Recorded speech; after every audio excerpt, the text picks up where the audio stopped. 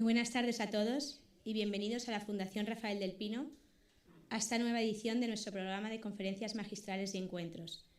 En nombre del patronato de la Fundación y en el mío propio, quiero darles la bienvenida a todos los que se encuentran hoy aquí en el auditorio y a los que por motivos de aforo han tenido que ir a las salas de al lado, así como a aquellas personas que nos siguen a través de nuestros espacios virtuales, como nuestro canal de televisión FRPTV o nuestras cuentas en las plataformas YouTube, LinkedIn o Facebook, donde también se está retransmitiendo este encuentro. Nos sigue siempre mucha gente desde Valencia y antes de comenzar nos gustaría expresar nuestras más sinceras condolencias a las familias y seres queridos de aquellas personas que han perdido su vida durante la Dana en distintos lugares de Valencia y Albacete. En estos momentos de dolor queremos acompañar de corazón a todos los afectados. Para la Fundación Rafael del Pino es un gran placer acoger por segunda vez a Juan Miguel Zunzunegui para analizar la historia que nos ha unido y el futuro que compartimos hoy como hispanoamericanos a ambos lados del Atlántico. Muchas gracias, profesor Zunzunegui. Cómo no, quiero dar las gracias a nuestros compañeros de viaje en esta ocasión, a Beatriz Paredes, presidenta de la Asociación Unidos por la Historia, y a su vicepresidente, José Luis López Linares, y a todo el equipo, coorganizadores de esta conferencia magistral. El acto de hoy da continuidad a las intervenciones del profesor Zunzunegui en el encuentro que celebramos el pasado mes de abril, bajo el título Hispanoamérica, un futuro compartido, en conjunto con esta misma asociación y a raíz del estreno de la película de José Luis López Linares, Hispanoamérica, que si no la han visto les recomiendo encarecidamente que lo hagan. El papel de España en Hispanoamérica ha atraído la atención de esta fundación desde los inicios de su andadura. Nuestro fundador, Rafael del Pino y Moreno, mi abuelo, con frecuencia se refería a la pertinencia de combinar la voluntad de mejorar el presente con el deseo de recuperar la memoria del pasado para así proyectar el futuro. No voy a referirme a todo cuanto hemos hecho en este ámbito desde la Fundación, en nuestros casi 25 años de historia, pero déjenme mencionar algunas de nuestras acciones, tales como las jornadas e investigaciones impulsadas como protectores de la Real Academia de la Historia, las investigaciones enciclopédicas sobre la historia de instituciones clave como la monarquía, la Iglesia o la Constitución, lideradas por el profesor José Antonio Escudero, o las investigaciones sobre la gobernación de la monarquía hispánica, realizada por el profesor Feliciano Barrios. Ambos profesores reconocidos con el Premio Nacional de Historia por las obras impulsadas y patrocinadas por la Fundación Rafael del Pino. Tampoco puedo dejar de mencionar las obras patrocinadas por la Fundación y escritas por el profesor de la Universidad de Notre Dame, Felipe Fernández Armesto, que son referencias inexcusables para cualquier historiador que investigue el papel de España en tierras americanas. Una de ellas, Los Conquistadores del Horizonte, ha sido reconocida con el premio al mejor libro de historia por la Academia Norteamericana de la Historia. Frente a ello, nos encontramos, dentro y fuera de España, a los representantes de la hispanofobia, quizás la campaña más agresiva que registra la historia contra un país. Hoy, de la mano de Juan Miguel Zunzunegui, tendremos la ocasión de profundizar en estas y otras muchas cuestiones. Como he señalado, para la Fundación es un gran honor acogerle. Mi presentación de Juan Miguel Zunzunegui será breve, no por falta de cortesía, sino por todo lo contrario, pues es sobradamente conocido por todos ustedes y han venido a escucharle él y no a mí. Escritor, historiador y académico, nació en México, pero como él mismo dice, prefiere ser ciudadano del mundo y mestizo de todas las culturas. Es licenciado en comunicación, especialista en filosofía, geopolítica y religiones. Es investigador, tiene un máster en materialismo histórico por la Universidad Complutense de Madrid y es doctor en humanidades. En 2009 optó por la aventura del mundo de las letras, que alterna con clases y conferencias.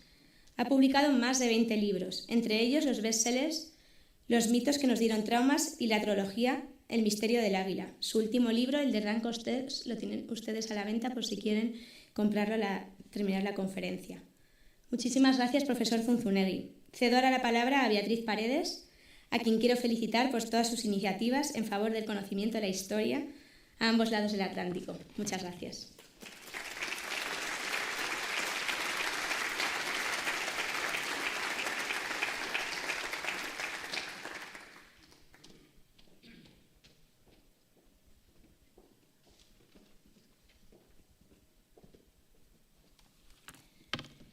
Muy buenas tardes a todos y bienvenidos. En primer lugar, me gustaría agradecer a la Fundación Rafael del Pino el privilegio de recibir una invitación para coorganizar esta conferencia Juntos Fuimos Imperio, de Juan Miguel Zunzunegui.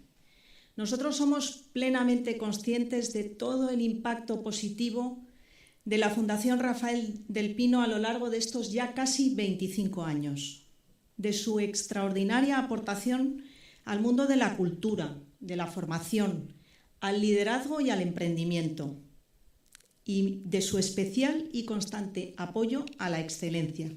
Y por todo ello, queremos felicitaros y darle las gracias a su vicepresidenta, Ana Cebrián, y a su director, Vicente Montes, aquí presente. Muchísimas gracias.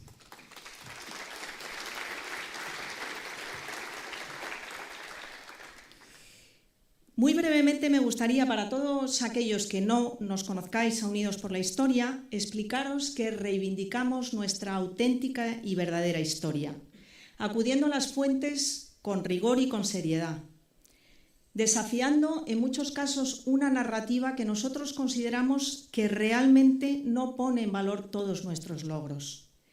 Y dentro de esa reivindicación creemos que merece un capítulo muy especial la hispanidad. Nosotros estamos convencidos de que la hispanidad no es todo aquello que fuimos, no es una mirada nostálgica, es todo aquello que podemos llegar a ser. Entendiendo nuestras diferencias y nuestra diversidad como una fortaleza y no como una debilidad. Comprendiendo que podemos ser muy diferentes y a pesar de eso tener una íntima y profunda unión. Esto mismo acabamos de defenderlo en las jornadas que venimos de realizar hace muy pocos días de la mano de la Fundación Carlos Slim en Ciudad de México, Hispanoamérica, un futuro compartido. Por ello, os pedimos que nos ayudéis. En primer lugar, que nos sigáis en redes, que yo creo que eso es facilísimo, en nuestros distintos canales de Instagram, de YouTube, y también que los que queráis os hagáis amigos de Unidos por la Historia, para ayudarnos a conseguir nuestros objetivos, que al final no es otro que el de conseguir una sociedad más cohesionada, más vertebrada, más orgullosa de sí misma, porque tenemos todos los motivos para serlo, como acabamos de ver muy recientemente, estos días. Volviendo a las jornadas, deciros que las hemos realizado con motivo del estreno en México de la película del director de cine José Luis López Linares, aquí presente, Hispanoamérica, Canto de Vida y Esperanza, al que me gustaría felicitar por su extraordinaria labor. Nadie como José Luis ha sido capaz de conectar con el alma de la hispanidad. Muchísimas felicidades, José Luis, y muchísimas gracias también. Sin más, me gustaría presentar muy brevemente, porque Ana Cebrián acaba de hacer un extraordinario resumen, a Juan Miguel, que acaba de llegar hoy mismo, esta mañana, a las 6 de la mañana, a Madrid. Y felicitarle y darle las gracias por su extraordinario compromiso, porque esta es la sexta actividad que realizamos de manera conjunta en estos últimos 6 meses, con el esfuerzo que ello implica. Y además de ser un erudito, porque tiene todos esos estudios, posgrados en comunicación, en marxismo y materialismo histórico, que hoy en día viene estupendamente bien para discutir, en comunicación, además de todo, es un gran escritor. Y hoy tenemos la oportunidad de comprar uno de sus libros. Sus libros no se pueden comprar en España por una cuestión pendiente de resolver próximamente, de tema de la editorial. Hoy tenemos aquí uno de sus libros. Se acercan las Navidades, yo creo que es la ocasión de comprar. Solo ha traído 400 y debemos de ser 400. Así que sin más le cedo la palabra. Muchísimas gracias.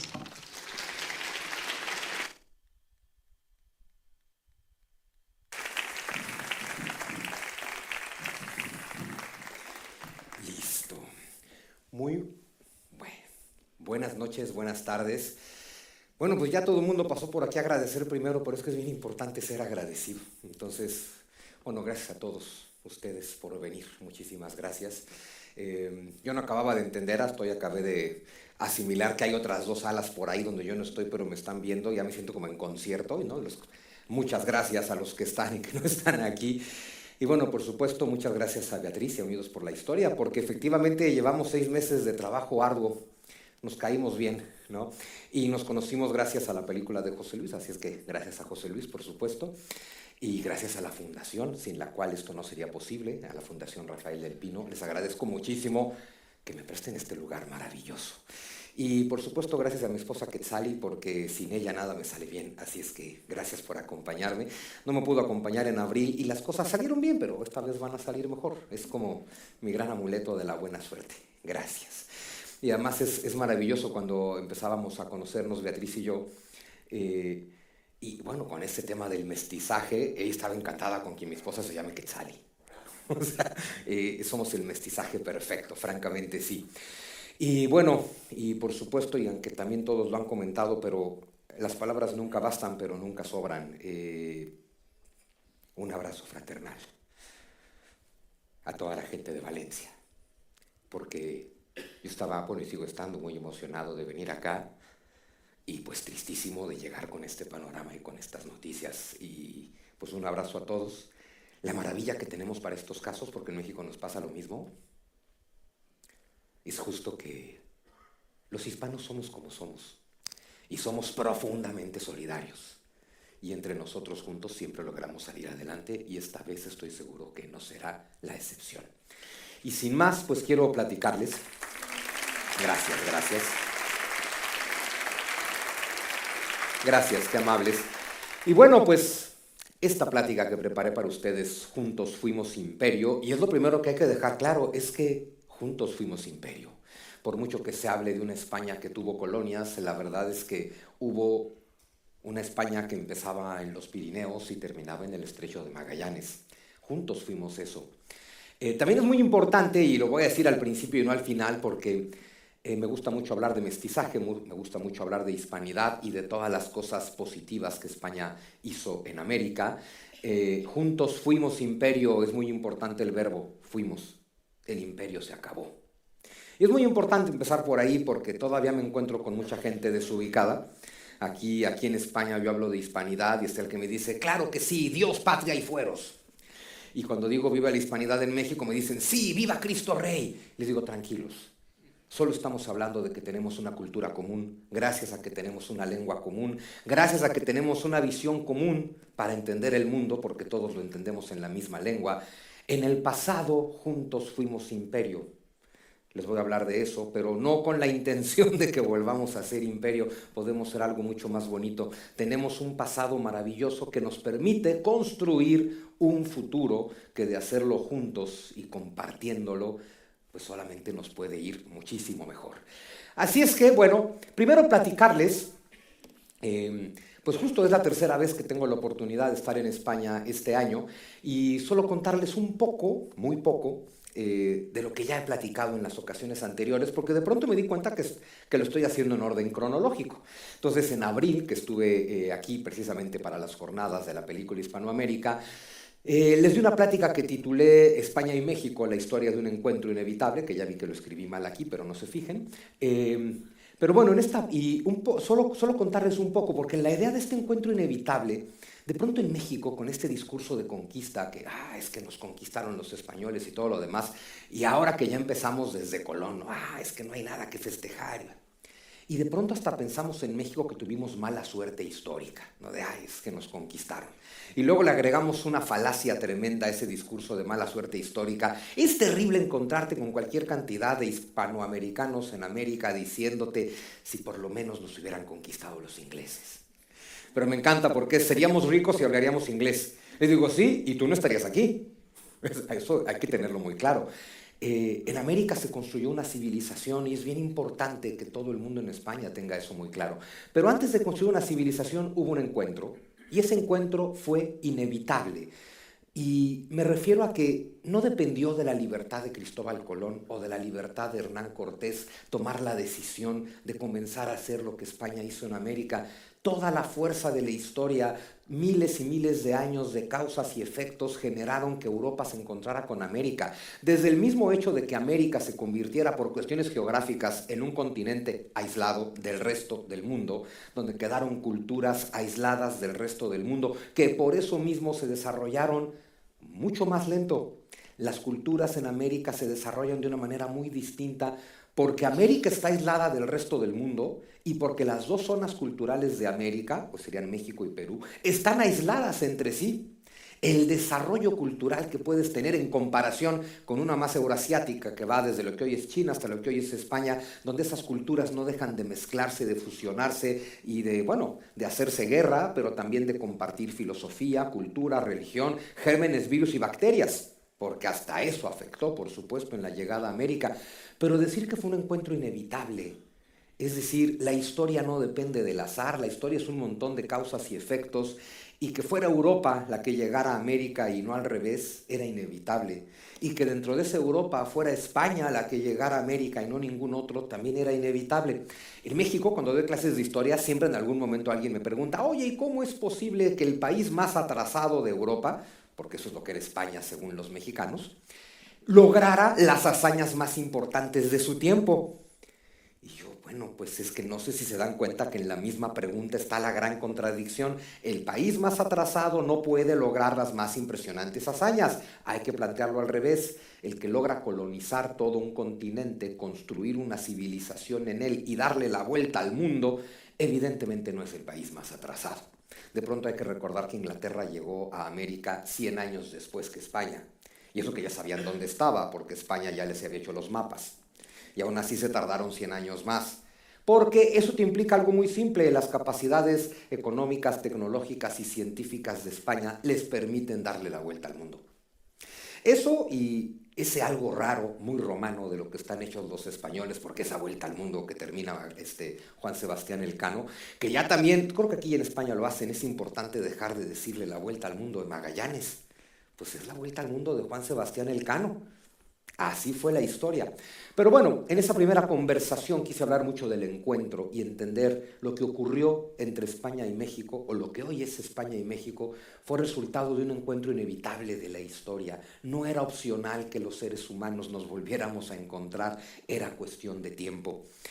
Luego regresé en el verano, afortunadamente, y di una plática que titulé Al día siguiente de la conquista. Esa me parecía muy relevante, la conquista de México. Me encanta que le llamemos la conquista de México a la caída de una ciudad, porque no cayó un país, cayó una ciudad. Se llamaba Tenochtitlan, no México, y no era la capital de México, porque no solamente no existía el país, ni siquiera existía la palabra México. Cayó una ciudad. Como en México somos centralistas hasta en los mitos, le decimos a eso la conquista de México. Pero en realidad eso ocurrió el 13 de agosto de 1521 y al día siguiente no hubo lamentos de conquista ni un pueblo triste y deprimido. Al día siguiente hubo celebración, porque 800 españoles y 100,000 guerreros indígenas tomaron la ciudad de sus opresores y al día siguiente todos estaban celebrando. Es curioso, las noticias tardaban más en llegar en aquella época. Tenochtitlan cayó principalmente ante tlaxcaltecas el 13 de agosto. La noticia tardó 2 días en llegar. En Tlaxcala se enteraron el 15 de agosto e hicieron fiesta. Y sigue siendo hoy, cada año, la fiesta más importante de los tlaxcaltecas. Le llaman la noche en la que nadie duerme. 500 años después, en Tlaxcala, siguen conmemorando cada 15 de agosto la caída de Tenochtitlan, porque ese día cayó la ciudad de los opresores. Pero lo más importante es que al día siguiente, tlaxcaltecas, texcocanos y españoles comenzaron a construir una civilización. No es la historia de una conquista. Eso nos llevaría a pensar que durante 300 años todos en América tenían conciencia de ser conquistados, y la verdad es que nadie en América durante 300 años de virreinato se sintió conquistado jamás. No los españoles que vivían ahí, por supuesto, no sus hijos y sus nietos, los criollos, desde luego no los mestizos, pero tampoco los pueblos indígenas. Todos estos pueblos indígenas que eran perfectamente respetados por la corona. Entonces vamos a hablar un poco Les quise contar un poco de qué hablé las dos ocasiones anteriores, porque además, por supuesto, que las pueden encontrar en internet por si quieren echarse toda la conversación, justo para poder platicar entonces de que juntos fuimos imperio, y empezando por algunas disertaciones, porque seguro que en España pasa como en México, ¿no? El tipo de cosas que nos encanta decir en contra de nosotros mismos. Decimos el descubrimiento de América y luego empiezan los discursos en contra. ¡Ah! América no fue descubierta, América ya estaba ahí. Y dices, bueno, sí, pero para los europeos fue un descubrimiento absoluto. Eso está clarísimo. También nos encanta decir, América no fue descubierta, fue conquistada, fue invadida, hubo un genocidio. Tantas cosas que decimos hoy. En 1992, el gran sabio mexicano Miguel León Portilla le llamó el encuentro de dos mundos. Eso fue criticadísimo también. Pero es que eso fue lo que ocurrió, se encontraron dos mundos. Oye, ¿que hubo violencia en ese encuentro? Sí, sí hubo violencia en ese encuentro. Hay violencia en todos los encuentros de la historia de la humanidad, porque los seres humanos somos temerosos y por lo tanto somos violentos. Y sin embargo, después de la llegada de España a América y después de una etapa muy tumultuosa de 10 años, se empezó a construir mucho. Y digo muy tumultuosa porque, claro, ¿quién llegó en 1492? A ver, ¿quién se lanza a cruzar un océano que nadie sabe dónde termina? Pues gente que tiene pocas alternativas en la vida, estoy seguro de eso. Claro que se lanzó gente muy desesperada al océano, a eso que llamamos el descubrimiento de América, e iban motivados con el tema de nos vamos a llenar de oro, y de pronto en el Caribe no hay oro. Y claro que hubo gente que dijo, pues si no hay oro, a esclavizar taínos del Caribe. Y eso también pasó. Los primeros 10 años fueron caóticos. 10 años entre que llega Colón en 1492 a 1502, cuando la corona manda a Nicolás de Obando con el tema de hay que organizar un gobierno. Es bien interesante, tienes un montón de aventureros del otro lado del mar haciendo de las suyas, y la corona pudo haber dicho, pues mientras manden el quinto real, que hagan lo que quieran. Pero la corona lo que dijo es, hay que poner orden. No puede ser que esta gente esté del otro lado del océano haciendo lo que se le da la gana. Hay que mandar gobierno, hay que mandar franciscanos. Franciscanos, es una maravilla eso de la gente se está portando mal, ¿qué hacemos? Pues mándales a su conciencia, mándales franciscanos para que no se porten tan mal, y mándales franciscanos porque alguien tiene que construir la civilización. Y de pronto estas misiones que hoy ni siquiera concebimos, franciscanos, después agustinos, después jesuitas, pues me encanta decir que son los jeeps todoterreno del siglo XVI. O sea, de pronto ves, hay que construir algo allá en el norte donde hay una comunidad perdida de 200 indios apaches, pues manda 4 franciscanos. Es una maravilla, tú mandas 4 franciscanos hoy, 2 años después vas a ver qué ha pasado y hay un pueblo. Hay un convento, hay una iglesia, hay unas tierras de cultivo, o sea, hay mapas, porque además, claro, de pronto hoy en día piensas en un fraile y sobre todo en un franciscano, y te lo imaginas en su sayal con la cabeza gacha y rezando. A ver, eran cartógrafos, eran astrólogos, eran botánicos, eran ingenieros. Esos cuates hacían de todo. E hicieron de todo, por supuesto, ¿no? Hay un encuentro de dos mundos, sí. ¿Hay un genocidio? No, bajo ninguna circunstancia, nunca jamás. Y eso es bien importante también que lo tengan claro. Uno, porque la primera característica de un genocidio es que tiene que ser un acto voluntario. Eso no pasó nunca. La segunda es que un genocidio es acabar con un pueblo por ser ese pueblo. Es decir, odio a ese pueblo y quiero acabar con él. Eso no pasó nunca. Y la tercera es, no se acabó con ningún pueblo. Todos esos pueblos que España se encontró en el siglo XVI siguen estando en América el día de hoy. Muchos en su forma pura y muchos, pues en muchos formatos. Porque de pronto uno me puede ver, tú eres blanquito, güerito y de ojo azul, ¿tú qué? No saben cómo me ayuda en México estar casado con Quetzalí y cómo me ayuda en México tener una tatarabuela otomí, ¿no? De los pueblos más originarios de Mesoamérica. Y una cosa muy bonita, mi tatarabuela otomí en el siglo XIX se casó con mi tatarabuelo austriaco. Imagínate qué cosa tan rara. Pues que llegó Maximiliano de Habsburgo y llevó gente con él y llegó mi tatarabuelo. Y mi tatarabuelo austriaco se enamoró de mi tatarabuela otomí. ¿Qué tenían en común? Nada. Les digo una cosa bien linda, se enamoraron en español. Porque no tenían de otra. Era la lengua que los dos más o menos podían entender y en la cual pudieron entenderse. Y en español y en náhuatl se enamoraron Cortés y Marina y doña María Luisa y Pedro de Alvarado y todos estos conquistadores que bautizaron a las mujeres, se casaron con ellas, tuvieron hijos y esos hijos son los abuelos de los mexicanos de hoy, aunque muchos mexicanos de hoy no lo sepan. Pero bueno, Entonces, no, bajo ninguna circunstancia hay un genocidio. Ustedes saben perfectamente que la primera gramática de una lengua moderna es la gramática del castellano, de Nebrija, 1492. Lo que difícilmente saben es que la segunda lengua en tener una gramática escrita fue el náhuatl, y la siguiente fue el maya, y la siguiente fue el quechua.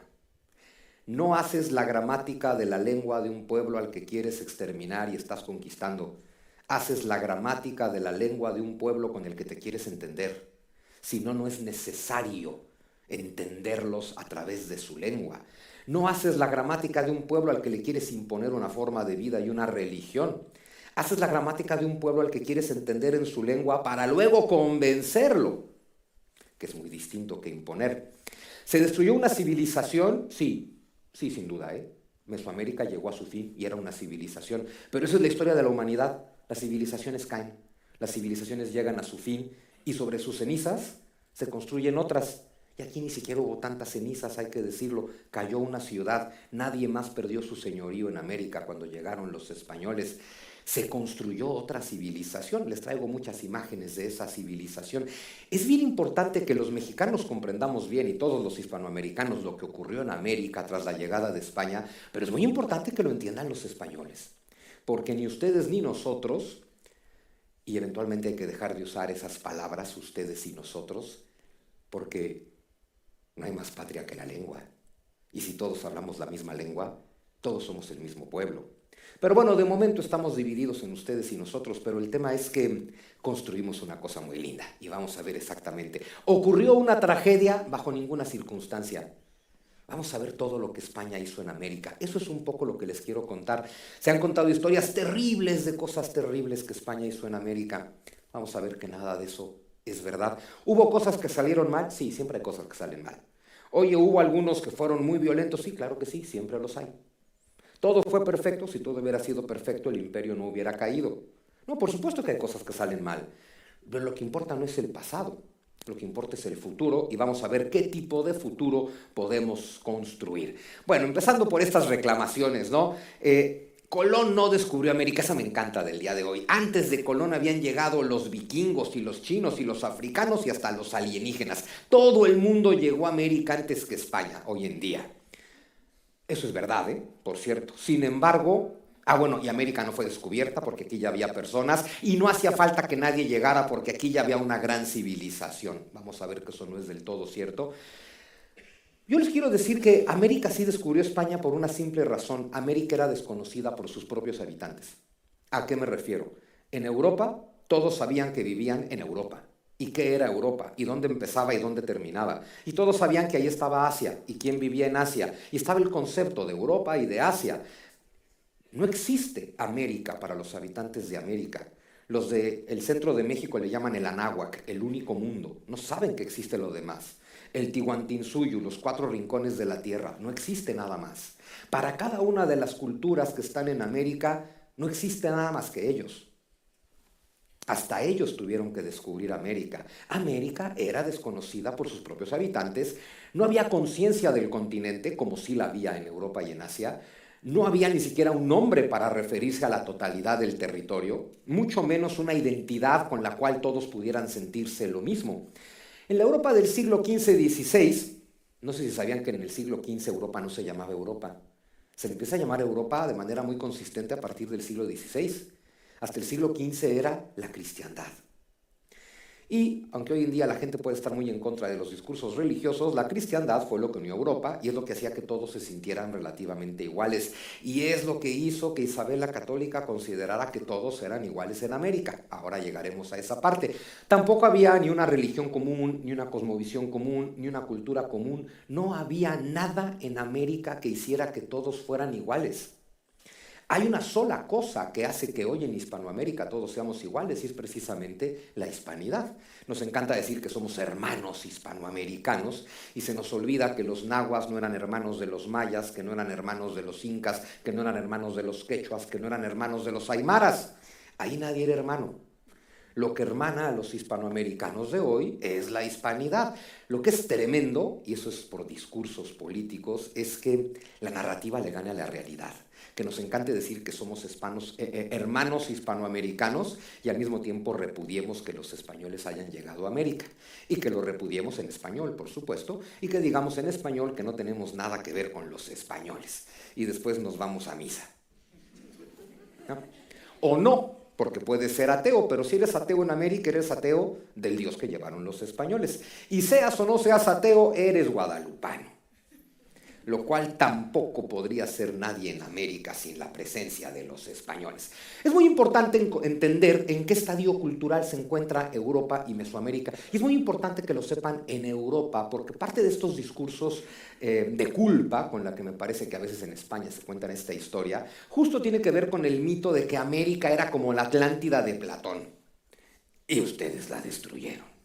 Entonces es muy importante entender en qué estadio cultural se encuentran estos dos mundos en el momento de su encuentro. Y ojo, no es para comparar, es para entender. Cada cultura tiene el desarrollo cultural que tiene de acuerdo a su historia, su geografía, sus recursos y sus necesidades, pero América, un continente aislado del resto del mundo y aislado entre sí, era una cultura de piedra. Con uno de los máximos desarrollos que puede tener una cultura de piedra, pero sigue siendo de piedra. Este es el Templo Mayor de los Mexica, inaugurado en 1487. ¿Es muy bonito? Sí. ¿Requiere ingeniería y arquitectura? Sí. ¿Está alineado con el sol? Sí. ¿Y eso requiere astronomía? Sí. Pero se parece mucho a esto. Este es un sigurat de la antigua Sumeria del tercer milenio antes de Cristo. Con esto quiero decirles una cosa. Cuando los españoles llegaron a Mesoamérica, es como si hubieran viajado al año 2500 antes de Cristo. Y se encontraron esto. En serio, se parece mucho, pero no se parece a esto. Esta es la Catedral de Burgos, inaugurada en 1221. El simple hecho de poder entrar a un templo era desconocido en América. Y es que no es fácil hacer un templo en el que te puedas meter, hay que decirlo, requieres mucha ingeniería, mucha arquitectura, mucha tecnología y mucha habilidad. Esta es la Piedra del Sol. Y así se veía cuando tenía color, según nos cuentan los arqueólogos. ¿Es muy bonita? Sí, muy bonita. Es del año 1500, más o menos del mismo año es el trasaltar de la Catedral de Burgos. Y bueno, pues requiere de cierta tecnología, digamos, ¿no? Y por supuesto, de la misma época es el David de Miguel Ángel. Es muy importante. El relativismo cultural es muy importante porque hay que entender que cada civilización se desarrolla, insisto, por sus recursos, por su geografía, de acuerdo a lo que tiene y de acuerdo a lo que necesita, pero es muy importante, pienso yo, no renunciar a ciertos valores universales. Es como decir, cuando hablamos de que los mexicas practicaban sacrificio humano y canibalismo ritual y me dicen, pero es que lo estás juzgando con los valores del presente, cosa que no se debe hacer en la historia. Digo, a ver, claro que hay que entender el nivel profundo de significado místico, religioso y cosmogónico que tiene el sacrificio humano. Pero sigue siendo un sacrificio humano. Hay valores universales y dejar de comer personas me parece uno muy bueno. Pienso yo. El juego de pelota mesoamericano, esto es más o menos del siglo XIII, y ese es el Circus Maximus en el siglo VI. No llegaron a destruir la Atlántida, es todo lo que les quiero decir. ¿Sí? Esto es una embarcación maya y náhuatl del siglo XV. Claro, como no hay hierro, porque es piedra, edad de piedra, pues es tomar un tronco completo y horadarlo hasta hacer una pequeña embarcación. Y más o menos en esa misma época, Colón llegó con esto a América. Esto no podía haber llegado a Europa nunca. Solo hay que entender los estadios culturales, eran diferentes. Y ahora sí, volviendo a la historia, ya se los había dicho, el 13 de agosto de 1521 cae Tenochtitlan, sí, en manos de los españoles, más o menos. Un ejército de unos 100,000 guerreros, hay 1,000 españoles. Todos los demás son tlaxcaltecas, texcocanos, cholultecas, totonacas, zempoaltecas, tarascos, todas las culturas que se unen a Cortés para derrotar la opresión de los mexica. Por eso les digo que al día siguiente, 14 de agosto de 1521, no hay lamentos de conquista, sino júbilo de victoria, y es cuando castellanos, tlaxcaltecas, y castellanos, como se llamaban todavía entonces, por lo menos, tlaxcaltecas y texcocanos comenzaron a construir México. Y comenzaron con ello a construir la hispanidad. Y comenzaron con ello a construir una civilización. Esta es una pintura que nos habla de Cortés encontrándose con los 4 caciques de Tlaxcala. Vamos a pensar que toda esta gente dice, sí, nos queremos deshacer de los mexicas, entonces sí, vamos a aliarnos con estos españoles que al parecer son muy buenos guerreros. Nos unimos a ellos, derrotamos Tenochtitlan, acabamos con los aztecas. ¿Ustedes creen que por la mente de todos estos pueblos no pudo haber pasado la idea de, oigan, y ya que juntos derrotamos a los mexicas, ¿no podríamos quedarnos juntos y sacar a los españoles de una buena vez? Porque seguro pasó por su mente y seguro podían, ¿eh? Pero no lo hicieron. ¿Por qué? Es algo muy simple que en México es muy difícil de entender y por lo visto en España también. A los indígenas de América les gustó la cultura de sus aliados. Punto. Tecnológicamente hay una distancia que ninguno de estos pueblos civilizados como eran quiso desperdiciar. Aquí hay un nivel de tecnología y de conocimiento que nos queremos quedar. Y también nos cuesta mucho trabajo entender hoy que a los aliados de los españoles les gustó la religión de sus aliados. Simbólicamente es una joya. El sacrificio humano ha existido en todas las culturas. Eventualmente, como somos simbólicos, el sacrificio humano fue cambiado por sacrificio animal.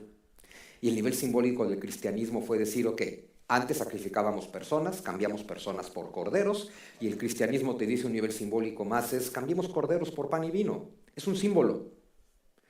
Y en Mesoamérica había sacrificio humano y cambiaron el sacrificio por el sacrificio que se sigue haciendo el que es católico cada domingo en un altar, simbólico, pero sigue habiendo un sacrificio. El tema de hacerlo simbólico te habla del nivel de civilización. Y a todos en Mesoamérica les gustó ese nivel de civilización porque pues estaba muy bien. Y empezamos a construir la hispanidad. ¿Y qué es la hispanidad? Y aquí también es bien importante aclararlo porque todavía mucha gente piensa que entonces yo me la paso defendiendo a España. Cuando me dicen, es que tú, bueno, en México no saben la cantidad de mentadas de madre, porque es que tú no haces otra cosa más que defender a España. Les digo, no se equivoquen, yo no estoy hablando bien de España, yo estoy hablando bien de México. Claro, estoy hablando bien de una de nuestras dos raíces, hablo muy bien también de la otra raíz. A ver, lo bonito de España es que se replicó en América, pero no quedó igualita. Lo que les gusta a los españoles cuando van a América es que se parece mucho a España, pero no es igual. Porque el folclore y el colorido y las formas culturales que le da el mestizaje es lo que hace que la América hispana sea América hispana, pero no España. De por sí ya es difícil en México aceptar muchas cosas con España durante mucho tiempo. Siempre hemos dicho la madre patria, siempre.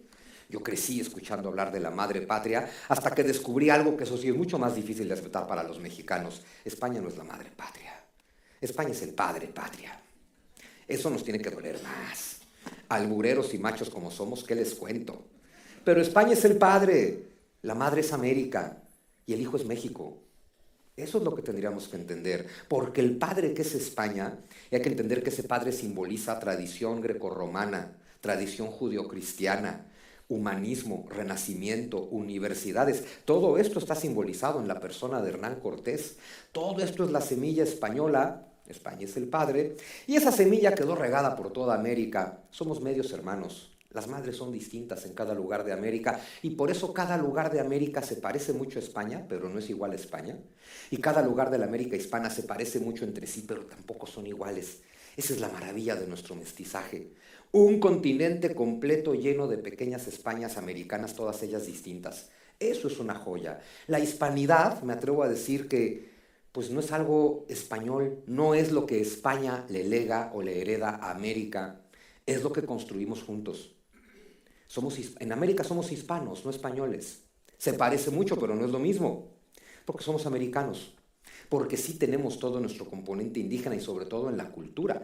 Me gusta decir que incluso América ganó más que España en este intercambio, porque por cómo se dieron las cosas, América, que ya tenía muchas cosas, recibió todo de España. Y España no se llevó casi nada de América. Bueno, comida, eso sí. No sé qué comerían ustedes si no hubieran llegado a América. No como los ingleses que conquistaron medio mundo y siguen comiendo fish and chips. Aquí por lo menos mira, encontramos las patatas, pues tortilla, ¿no? En fin, Entonces, la hispanidad entendida como toda la cultura y civilización que se desarrolla en la Iberia griega, en la Hispania romana, y eso cruza el Atlántico, se establece en América y ahí se empieza a convertir en otra cosa. Vamos a ver qué cosa. Pero muy importante, la hispanidad, por supuesto, es cultura, es tradiciones, ideas, arte, pensamiento, filosofía, ética, religión y cosmovisión, que se parecen mucho todas, pero por encima de todo, el sistema de símbolos con lo que todo eso se construye y se expresa y se transmite. Es decir, la lengua. Cuando tú hablas en español, tú piensas en español, tú entiendes el mundo en español y tú amas en español. Si crees en Dios en español, y si no crees en Dios, dejaste de creer en Dios en español. La lengua que hablas es el formato de tu alma o de tu mente, si lo quieren ver menos religioso, ¿no? Mente y alma, que todavía hasta Agustín de Hipona eran básicamente lo mismo, ¿no? Con nuestra querida letra ñ que nos quisieron quitar en la Unión Europea. Qué bueno que no se dejaron, chicos, porque la ñ es nuestra soberanía. Bueno, y en México la X. Porque si no fuera por la X, México se llamaría México con J. Gracias a la X se llama México con X. Y bueno, hablar un poquito de qué significa que juntos hicimos imperio. Bueno, todo el mundo conoce la dedicatoria de Antonio de Nebrija en su gramática de la lengua castellana. No olvide su majestad que la lengua es siempre compañera del imperio. En una época hay que entender qué significa esto, porque no había imperio. No había imperio español, y dudo que Nebrija el 18 de agosto de 1492 pudiera conceptualizar un imperio español. Imperio no se refiere al dominio de los territorios en este sentido. El imperio es donde mandas, y mandas en tu propia lengua. Es como decir, tiene que extender la lengua para extender su civilización. Y si algo supo hacer España fue extender esa lengua. Pero vean qué bonito se construye el imperio. El 29 de marzo de 1503, todavía le queda un año a Isabel la Católica, pero es cuando lanza su famosa proclama: cásense españoles con indias y españolas con indios, para que seamos un solo pueblo. No dices esto de un pueblo al que quieres conquistar o estás conquistando, y mucho menos cuando quieres exterminarlo. 1503, solo han llegado al Caribe y el Caribe está hecho un caos. De América ni se han enterado todavía. Sin embargo, Isabel, que alguna visión tendría, ya está diciendo: pero cásense, para que seamos un solo pueblo. Eso es una cosa que nunca deben olvidar. 10 años después ya tenemos leyes y siguen sin llegar a América. Sigue siendo el Caribe. Pero ya han llegado muchas noticias de que sí hay muchos desmanes en el Caribe y que los aventureros que no han encontrado oro están encontrando esclavos. De inmediato, leyes de Burgos, ordenanzas reales para el buen regimiento y tratamiento de los indios. Básicamente se prohíbe la esclavitud de los habitantes de América porque son hombres libres, racionales, con derechos de propiedad sobre sus tierras y casas, y no pueden ser explotados ni castigados. Esto dice la ley de Burgos en 1512. Como nos encanta contarnos historias en contra de nosotros mismos, aquí sale el ¡ah, claro, pero nadie las cumplía! Nadie cumple la ley nunca. Pero la ley te habla de las intenciones de los pueblos. Es decir, establecer esto como ley significa que el pueblo que lo está estableciendo sabe que esto es lo correcto. Luego habrá que ver quién lo cumple. Hay gente que la cumple, por supuesto, como hoy, y hay gente que no, como hoy, pero esto te habla del ideal. Esto es lo que buscamos. Y como estamos muy lejos, manden franciscanos. Alguien tiene que poner orden, alguien tiene que controlar a los hijos de España que se están yendo al otro lado del océano. Luego, brincándome un poquito en el tiempo, 1518-19, la expedición de Hernán Cortés, que sin saber ni a dónde iba y escuchando puros rumores y leyendas y sin hablar la lengua, pues se lanza a lo que terminó siendo la conquista de una ciudad y la construcción de un país. Siempre he dicho que le faltan monumentos a Hernán Cortés en México y en España, porque en México nos contamos la historia con rencor y en España con culpa, por eso no le ponen monumentos aquí. Pero Hernán Cortés tiene un monumento muy bonito, que por más que los mexicanos nos empeñemos en destruir el monumento de Hernán Cortés, nunca lo vamos a lograr. El monumento a Hernán Cortés se llama México, el país que no existiría sin Hernán Cortés. Y eso lo tiene que saber cada mexicano, y es importante que lo sepa cada español. Es un país que no existiría sin la llegada de Hernán Cortés, que conquista una ciudad y empieza la creación de Nueva España. Hoy en México, que nos gusta mucho quejarnos, hay dos quejas muy importantes ahora, ¿no? El oro que nos robaron los españoles y el territorio que nos robaron los gringos. Si no hubieran pasado esas dos cosas, nosotros seríamos una potencia mundial, ¿no? También nos encanta decir eso. Lo curioso es que el territorio que nos robaron los gringos llegó a ser nuestro por 20 años, a partir de la independencia en 1821 y hasta que se lo quedan los gringos en 1848, pero era nuestro porque lo conquistó España. Entonces a mí me encanta cómo tenemos esta capacidad de, desgraciados españoles, ojalá no hubieran llegado, pero pinches gringos nos robaron el territorio, que es nuestro gracias a que llegaron los españoles. Todo el norte de Nueva España lo construyeron de cero, ahí no había ciudades, ahí son españoles con franciscanos y con tlaxcaltecas yéndose al norte a poblar desde cero. Ciudades como Querétaro, como Guanajuato, como Zacatecas, como San Luis Potosí, todas fundadas por españoles y tlaxcaltecas de la nada. Y son de los lugares más bonitos de México, ahora los vamos a ver. Es muy importante entender que lo que ocurrió en América fue un proceso migratorio. Fíjense qué interesantes datos. 1521, Cortés y sus hombres son 1000. Y en Mesoamérica y Yucatán habrá unos 10 millones de habitantes. Cuando les digan que había 25 millones de habitantes en México cuando llega Cortés, no se lo crean. No hay forma alguna de que una cultura de piedra con esos recursos alimente a 25 millones de personas. No hay un solo dato que sustente la existencia de 25 millones de personas. A lo mucho habría, que no son pocos, 10 millones de personas. Y 1000 españoles. Entonces a mí me encanta cuando me hablan de invasión. ¿Con 1000 personas? Felipe II trató de invadir Inglaterra en la década de los 80 del siglo XVI. Mandó 200 barcos, 40,000 personas, 18,000 caballos, 25,000 cañones y no lo logró. Hernán Cortés llegó con 400 aventureros que no eran soldados, con 12 caballos, con 12 arcabuces y con 12 ballestas. Perdón. Eso no es conquista y eso no es invasión. Y una invasión se sostiene y se sostiene con un ejército de ocupación. En América nunca hubo un ejército español. Se desarrolló uno ya en tiempos de los Borbón, en el siglo XVIII, para cuidarnos de los ingleses. Pero jamás hubo en América un ejército de ocupación. Para 1530 hay 10,000 españoles.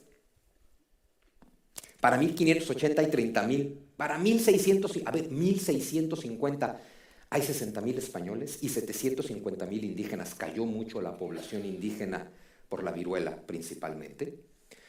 Luego por eso España organizó la primer y tal vez única campaña mundial de vacunación de la viruela. Y eso tampoco deberían olvidarlo.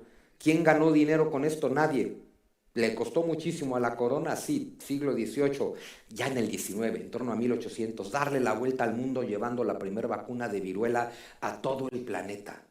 No solamente a los territorios españoles, a cualquier lugar que te permitiera llegar con tu barco, con tu vacuna. Bueno, pero pensar que para 1650 hay 1 millón de habitantes, de los cuales 60,000 son españoles, ¿qué idioma creen que se hablaba en esa Nueva España? Náhuatl.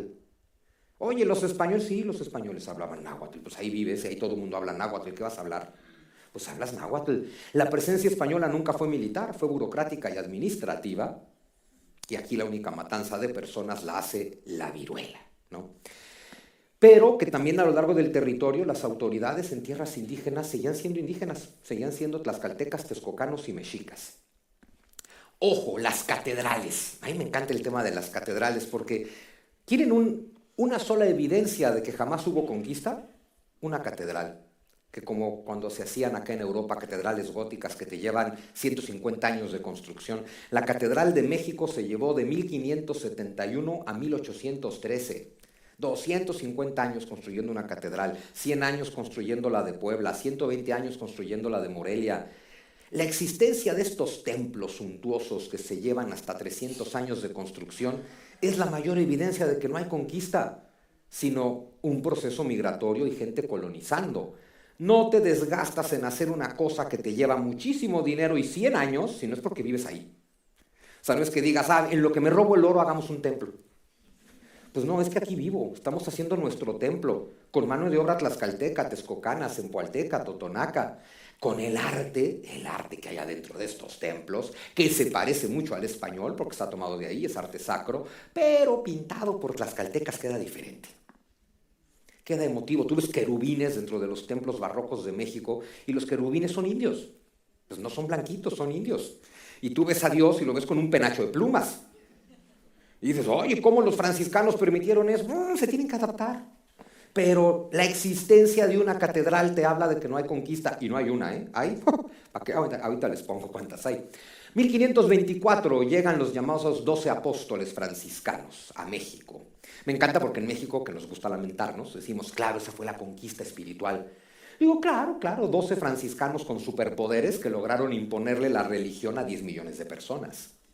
12 franciscanos que trataron de convencer a 10 millones de personas, para lo cual tuvieron que aprender su lengua. Bernardino de Sahagún tiene que aprender náhuatl a profundidad para entender en náhuatl la religión de los nahuas, para ahí transformarla en cristianismo y convencerlos. Eso no es un proceso de conquista, eso es un proceso de asimilación cultural. Llega Juan de Zumárraga en 1528 directamente desde la tierra de otros de mis ancestros, ¿no?, del País Vasco. Es nombrado obispo y protector de los indios. Y en México está el que te dice, no hubiera hecho falta un protector de los indios si no hubieran llegado los españoles. Y bueno, alguien tenía que protegerlos de los mexicas, pero independientemente de eso, nos habla de nuevo de esta visión de sí, efectivamente están siendo maltratados por nuestra gente, hay que mandar a alguien que lo evite. Y siempre existió la figura del protector de los indios. Total que en 1535 se establece no la colonia, sino el virreinato de la Nueva España. Pero para 1535 estamos hablando de un virreinato para gobernar a 10,000 o 15,000 españoles y 6 o 7 millones de indios que se incorporan perfectamente a estas estructuras. No crean que esto les costó mucho trabajo. Se establece el virreinato. Me encantan las armas de Nueva España, ¿no? Pues por supuesto lo que tenemos, la torre representa Tenochtitlan. Si se fijan, los leones rampantes están sobre puentes que están cortados, porque Cortés, para tomar Tenochtitlan, una ciudad en un lago, tuvo que cortar las calzadas para poder hacer un sitio. Y, bueno, el lago de Texcoco, y las armas son los nopales. Eso me encanta. O sea, quieren una heráldica mestiza, aquí tienen una heráldica mestiza. En 1537, y solo como dato cultural, en la bula Sulimus Deus, el Papa Pablo III establece que esclavizar a los indios de América es pecaminoso y es ilegal. Esto motivado en gran medida por las discusiones teológicas organizadas por los españoles, que se preguntan algo que hoy puede parecer tonto, pero era muy importante. Se preguntaron, oigan, ¿los indios tienen alma? Y hoy en día podrás decir, ¡ay, cómo! Es muy importante que se lo pregunten. No vamos a decir nombres, pero otras potencias europeas colonizadoras no se lo preguntaron. Y se respondieron que sí. Se respondieron, los indígenas tienen alma, por lo tanto son personas, por lo tanto no puedes esclavizarlos. Se acabó la historia, no puedes esclavizarlos. De Pizarro hablo muchísimo menos, es decir, un poco más violento. La verdad es que Pizarro es una mancha en el expediente. Pero bueno, ni hablar, así fue. En 1529 firma con la emperatriz Isabel las capitulaciones de Toledo. Qué bonita palabra, ¿no? Tihuantinsuyo. Así se llamaba realmente lo que hoy conocemos como Perú, el Tihuantinsuyo. Y el Inca era solo el título del gobernante. El Inca es el rey, no son incas los pobladores. Y hay estos bonitos frescos en Perú donde ves a Carlos V, bueno, a Carlos I y a Felipe II como incas. O sea, con el mismo título que Atahualpa, ¿no? Son incas. Y bueno, sí, se entrevista con Atahualpa y lo secuestra y lo ejecuta. O sea, sí, la verdad es que Pizarro sí es una mancha en el expediente. Pero bueno, en noviembre del 33 tomó la capital del Tihuantinsuyo, Cusco, y en 1542 ya se ha formado el Virreinato del Perú y ya se está construyendo la ciudad de Lima. Porque en algún lugar tienen que vivir los españoles. Lima es una ciudad solo para españoles, como en México Puebla es una ciudad solo para españoles, ¿no? Volviendo a que se hizo un imperio en 1542, otra vez ahí vengan las leyes, las leyes nuevas de 1542 es básicamente revisar 30 años de las leyes de Burgos. Cómo han estado las cosas, se han cumplido, no se han cumplido, y es ratificar cosas como prohibición absoluta de la esclavitud, abolición de las encomiendas, porque claro, los conquistadores con un carácter muy feudal son extremeños. Los extremeños es gente de campo. ¿Qué quiere un extremeño del siglo XVI? Tierras. Y claro, las tienen. Y poco tiempo después Felipe II dice, eso es como hacer feudos en América cuando estamos tratando de acabar con el feudo en Europa. Eventualmente se acaban las encomiendas porque la encomienda incluye esta tierra es mía y los indios que viven en ella son tus vasallos. Y eso va a quedar prohibido también. No, los indios no son tus vasallos, ¿no? ¿Por qué? Porque son civilizados y por lo tanto son libres. O sea, imagínate establecer leyes que te permita darle títulos de propiedad sobre sus tierras a tus conquistados. Eso no tiene sentido. Así como no haces la gramática de un pueblo al que quieres conquistar y exterminar, tampoco haces leyes que lo hagan propietario de sus cosas. Los estás incorporando a tu estructura económica, política, social, legal, jurídica, etcétera, ¿no? 1550, seguimos haciendo imperio, controversia de Valladolid. Aquí está el mejor amigo de todos, Fray Bartolomé de las Casas. Fray Bartolomé de las Casas llegó a escribir que en América los españoles mataron 25 millones de indios. Basta con eso para saber que todo el mundo tendría que leer a Bartolomé de las Casas. Es el primer novelista de ficción de la historia. No hay 25 millones de habitantes. Pero bueno, el tema es que a pesar de las exageraciones de Fray Bartolomé, y tal vez gracias a ellas, Carlos I dijo, oigan, a ver, ¿qué está pasando en América? Porque este hombre dice que estamos haciendo cosas horribles. E hizo algo que no hace ningún conquistador, es detengan todo. Vamos a traigan a Francisco de Vitoria, traigan a Ginés de Sepúlveda, traigan a Bartolomé de las Casas, vamos a discutir lo que estamos haciendo. O sea, es un proceso de reflexión que no hace una potencia que está conquistando colonias, la hace un país que se está transformando en imperio. Pero el imperio al estilo romano, replicarte a ti mismo.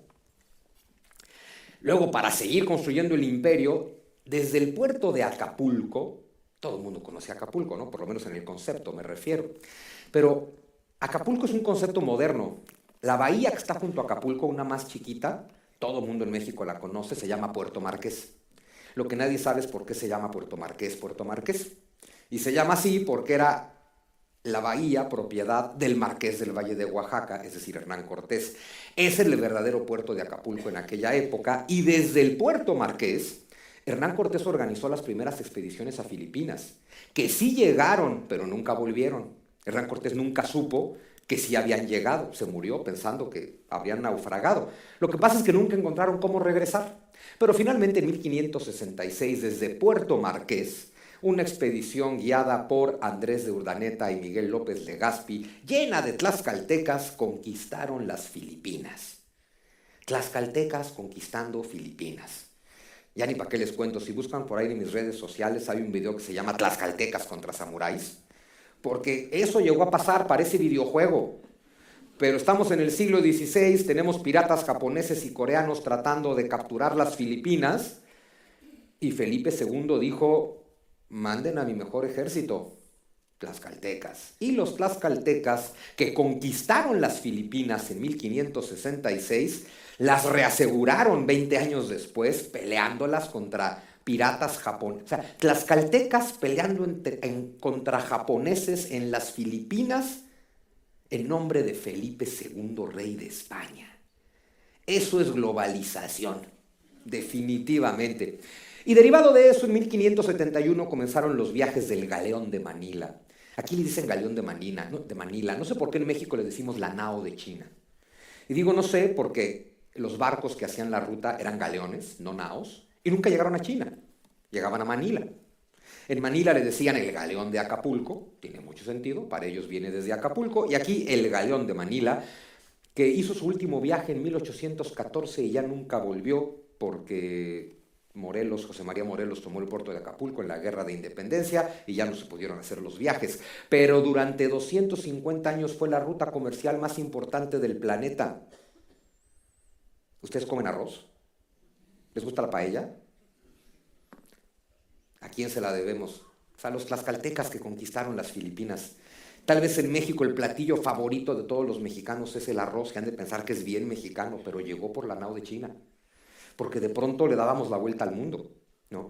Y en México se nos olvidan cosas como que el traje al que le llamamos de China poblana, pues es un traje de la India, que llega por el Galeón de Manila, o que el traje al que le decimos de charro y pensamos que es 100% mexicano, viene de Salamanca. Y en México tienes a personas montadas a caballo usando trajes de charro de Salamanca, comiendo arroz que llegó por la nao de China y mangos de Manila. Qué bonita globalización. A eso me refiero con que juntos hicimos imperio. Pero por eso les quiero dar un pequeño paseo por las, y lo puse entre comillas, colonias. Es importante, es que hace un par de horas lo platicaba con un periodista, ¿no? que en España, y pasa igual en México, te enseñan la conquista y te enseñan la independencia. O sea, en México es, sí, la conquista, Cortés y los desgraciados de los españoles, 300 años que no valen la pena porque estuvimos sometidos por el látigo de la esclavitud, y la independencia, Miguel Hidalgo, wow, Miguel Hidalgo, viva Fernando VII, una cosa muy rara. Y que aquí se lo cuentan más o menos igual, pues sí, cuando conquistamos América y luego cuando la perdimos. Oye, ¿qué pasó en esos 300 años? Es que el español que no conoce América, no conoce España, porque les voy a decir un secreto, no se lo digan a nadie, pero España está del otro lado del mar. Ahí somos 500 millones de pelados que hablamos español. Ojo, porque en América hablamos español. Aquí yo sé que todavía no saben si hablan español, castellano o cómo demonios le vamos a llamar. En América todos hablamos español, lo tenemos clarísimo. Pero vamos a hacer un paseo por las colonias porque vamos a ver qué cosas tan horribles hicieron los españoles en América. Si nos vamos a San Diego, porque hasta allá llegaba España, vean qué bonito, ¿no? Oigan, vamos a conquistar este pueblo, ¿por qué no le hacemos un templo con columnas salomónicas? Lo que haría cualquiera por el pueblo al que está conquistando. Las misiones en San Antonio, Texas, aquí es donde es, mándate 3 jesuitas, mándate 4 franciscanos, y de pronto hay una misión, de pronto hay un pueblo, y de pronto hay un estado. Bueno, a ver, el estado de Nuevo León en México lo construyeron, es una mezcla muy rara. 20 judíos y 15 franciscanos. Y es el estado más próspero de México hoy en día. Es una cosa muy rara que solo podía darse en un lugar como América, ¿no? En la península de Baja California, y estos son chiquitos. A ver, California está muy lejos y ahí no hay oro, ahí no hay plata, entonces esto es muy humilde. Ya en Zacatecas, que sí hay oro y hay mucha plata, pues nos encontramos quizás la fachada más barroca de la historia del barroco. O sea, alguien en México, yo que estaba viendo algo barroco y dijeron, esto ya no lo puedes retorcer más. Y un arquitecto en Zacatecas dijo, ¿cómo de que no? O sea, si es reto, lo tomo. Y ve nada más lo que quedó. El Museo del Virreinato, cuando me preguntan dónde está el oro que se robaron los españoles, se quedó ahí, mírenlo nada más. Esto es en Tepoztlán, un pueblito muy cerca de la Ciudad de México. Y no solo quiero que vean el oro, perdón, pero es que este arte sacro no le debe nada al arte sacro europeo. Está ocurriendo lo mismo del otro lado del océano. La Catedral de Puebla, el templo suntuoso más joven de América, fue inaugurada en 1642 por el virrey Palafox. Y no se alcanza a ver bien aquí, pero lo que está justo al centro es el escudo de España, en la catedral. Pero bueno, es que dejaron huella por todos lados. Ahí en el Palacio Nacional de México, antes llamado Palacio Virreinal, en la fachada principal y arriba de la puerta principal está el escudo nacional mexicano, flanqueado y protegido por un guerrero águila y un conquistador español. Está ahí en nuestro Palacio Nacional y la gente no quiere ver la historia. Yo sé que a ustedes les gustan mucho los acueductos, tienen uno muy bonito en Segovia. No quiero hacerlos quedar mal, pero este tiene una arcada de 4 pisos atravesando un barranco. Lo que no tiene es una ciudad alrededor. Y claro, esto lo haces para llevarle agua a los pueblos que conquistaste, ¿no? Porque pues eso es lo que se hace, ¿no? Este acueducto está más simple, el acueducto del Padre Tembleque le llaman, está muy cerca de Teotihuacán, la zona arqueológica más importante de México. Aquí sí tenemos uno con todo y ciudad, el acueducto de Querétaro. Es decir, pues todo esto es bien romano también, ¿no? Bien romano. La Catedral de Morelia, que sigue teniendo las torres catedralicias más altas de América, hechas de cantera rosa, lo cual hace que esa catedral a la distancia se vea como una joya esplendorosa. La ciudad de Guanajuato. Eso podría estar en el sur de España, que sí. Eso podría estar en cualquier lugar de Andalucía. Seguramente de ahí llegó. Con este desorden, muy andaluz también.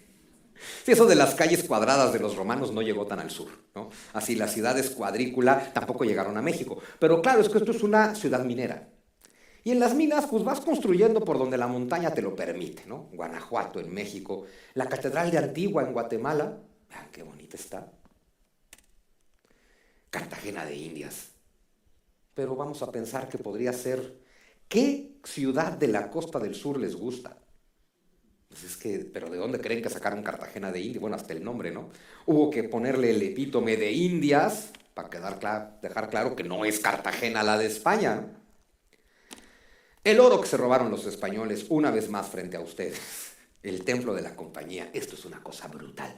Y claro, no solamente me refiero a los templos, de pronto es importante. ¿Saben que México hasta el día de hoy, con todo el litoral que tenemos, México no tiene ni cultura de puertos ni cultura naviera? No tenemos prácticamente ninguna ciudad decente en puertos. Hombre, está San Blas, está Veracruz, muy poquitas. Para el litoral que tenemos, nada. Cultura naviera, menos. ¿Saben por qué? Porque en 300 años de virreinato, los españoles que llegaron se fueron tierra adentro. Y eso es importante, tampoco lo haces en una colonia, ¿no? El estilo de belgas, de holandeses, de franceses, de ingleses. Llego, tomo los puertos, domino los puertos y de ahí me llevo a la metrópoli los recursos que extraigo. En cambio, esta gente llega y se va a tierra adentro y funda ciudades. No hay tal cosa como una colonia. La Catedral de Manila, uno de los rincones más olvidados de la hispanidad, bueno, porque ahí llegaron los norteamericanos y les arrebataron el lenguaje. Y les impusieron el inglés, pero hasta allá llegaron. La Capilla del Rosario en Puebla. Aquí está la plata que se robaron los españoles, más que el oro. Pero insisto, más allá de pensar en los templos, 300 ciudades, caminos, catedrales, universidades, hospitales. Es gente que llegó y extrajo recursos para construir y quedarse allá. Está muy claro. Santa María Tonantzintla, vean nada más qué bonito. Y aquí es donde les digo que está representado Dios con penachitos y donde los querubines son absolutamente de tez indígena. Es la Catedral de Lima, vean qué bonitos. Claro, esas techumbres que parecen ser góticas, que evidentemente no lo son porque estamos hablando del siglo XVII. Esa maravilla de que cuando España llega a América ya habían pasado por aquí todas las modas arquitectónicas. Lo mezclaron todo. En México puedes entrar a un convento que dice, mira, la nave es románica, pero tiene un rosetón flamígero gótico en la fachada, pero tiene un retablo barroco al fondo y las capillas laterales son neoclásicas. Y en los frescos hay dragones. ¿Cómo pasó eso? Pues españoles que se saben todas las técnicas ya europeas, e indígenas que tienen una creatividad maravillosa a la hora de decorar los templos. Santo Domingo en Oaxaca, ¿no? Esto también es. Pero vaya, entender que todo esto es lo que se construye en América durante 300 años. Y a esto me refiero con que juntos fuimos imperio. Justo esta reflexión, nada de lo anterior lo hace por la fuerza un pueblo conquistado. En América se construyó una civilización por derecho propio. Cuando yo era niño, bueno, obviamente la mitad de mi familia es española y si no le pusiera atención en México, cada mexicano entendería lo mismo. Pero bueno, la mitad de mi familia es porque mi abuelo llegó en la guerra civil, entonces digamos de manera muy inmediata tengo ahí este contacto. Y había españoles así que después de 40 años en México seguían hablando como castellano. Y estaban los que ya no. Y estaban los que era mi abuelo entre ellos, que siempre nos dijo, cuando nos tuvimos que ir de España, nos recibió México. Y entonces, todos aquí estamos agradecidos con México. También tenía la tía que decía, es que México, es que me están ahí despreciando, ¿no? Y de esa tía siempre me burlaba diciéndole algo que escuché cuando era niño, ¿no? Que Europa empieza en los Pirineos. Seguro ustedes también se los han dicho mucho para molestarlos, ¿no? Es que Europa empieza en los Pirineos. Oye, entonces España, España es el norte de África. No, España es el norte de América. Efectivamente, Europa empieza en los Pirineos, se los aseguro. Al sur de los Pirineos comienza una civilización diferente, muy europea, porque España tiene todo para ser muy europea, pero la riqueza que tiene España por 300 años de América no la tiene nadie. Y no la tiene Inglaterra, Francia y Holanda porque no les interesó esa riqueza, y no me refiero al oro, me refiero a todo lo demás. Me refiero a ese contacto cultural de ida y vuelta, al viaje y al tornaviaje que ya nunca se deja de hacer. Cuando te dicen hubo gente que llegó antes de Colón, sí, tal vez. Nadie supo a dónde llegó, dicen que Colón tampoco. Y lo más importante, nadie hizo tornaviaje, nadie hizo viaje de ida y vuelta y nadie se quedó. En América se construye una civilización. Lo malo es que hoy en día tenemos exiliado al 90% de la hispanidad, porque ahí en América está el 90% de la hispanidad. Y estamos exiliados a causa de nuestras narrativas, ¿no? Desde la leyenda negra hasta decirle América Latina a la América Hispana. Esa es una de mis grandes campañas en México. Bueno, ¿y quién de ustedes habla latín? ¿No? América Latina, ¿quién de ustedes habla latín? ¿Quién de ustedes es romano? No, pero es que es para incorporar a los franceses y a los brasileños. Dice, sí, o sea, como discurso está muy bonito, claro que hay que incorporarnos a todos dentro de la gran familia de la humanidad, pero lo hispano es hispano, no es latino. Y, a ver, América Latina, pues Haití y Quebec, porque que no se nos olvide que América Latina es el nombre que le pone a la América hispana Napoleón III, cuando quiere que conquistar América, porque él sí la quería conquistar. No lo logró porque se encontró con Benito Juárez, que era muy necio. Y que, ojo, derrotó a Napoleón III, que tampoco es poca cosa, ¿no? Y en América, claro, hoy en día hay muchos países, pero no hay que olvidar que en América van a poder surgir países, patrias, naciones, como le queramos llamar. No puede haber un país hasta que haya elementos de cohesión entre pueblos. Y en América los pueblos eran distintos, distantes y enemigos. No va a haber un elemento de cohesión que permita la construcción de países hasta que llega España. Los elementos de cohesión de todos los países de Hispanoamérica, lengua española, religión católica y monarquía universal. Hoy en día esos conceptos están en desuso y está bien. O sea, hoy en día tienes el derecho de no ser católico si no quieres, lo cual me parece perfecto. Pero es importante ubicar cómo son las cosas en su momento determinado. Y es bien importante entender una cosa que a mí me parece muy linda, las motivaciones. ¿Qué motiva a los españoles que cruzan el océano? A mí me encanta que le hayan puesto ese nombre al océano. No lo saben pronunciar. El océano Atlántico, que en América le decimos Atlántico. Pero el tema es, ¿qué los motiva a cruzarlo? Oro, desde luego. Ansias de riqueza, sin duda.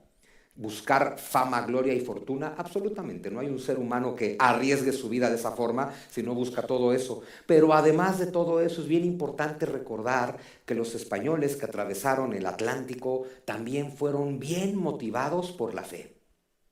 Hoy en día no está de moda tener fe. Hoy en día todo lo que suena católico lo criticamos, y está bien, seguro hay muchas razones para criticarlo y muchas para no hacerlo también, por supuesto. Es curioso porque hay muchas críticas a la intolerancia católica y sin embargo, ¿qué terminó de amalgamar y unificar Roma? Pues el catolicismo. ¿Qué hizo nacer a España? Porque la historia es la historia, ¿eh?